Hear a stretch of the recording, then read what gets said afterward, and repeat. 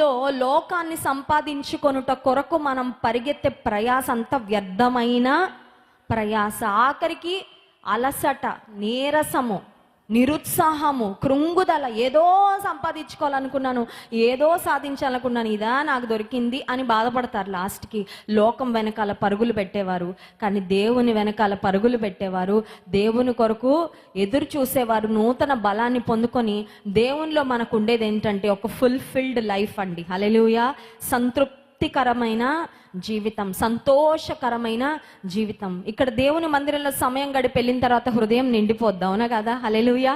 కడుపు ఖాళీ అవుతుంది, కానీ ఉపవాస ప్రార్థనలో హృదయం మాత్రం నిండిపోది. Oh the joy of spending time in the presence of the Lord. దేవుని మందిరంలో సమయం గడిపితే వచ్చే ఆనందము, సంతోషం, సంతృప్తి, అది శ్రీకన్య బిర్యానీ తిన్నప్పుడు, ఇంకెక్కడికో వెళ్ళి ఏదో చూసినప్పుడు, ఎంజాయ్ చేసినప్పుడు వచ్చేది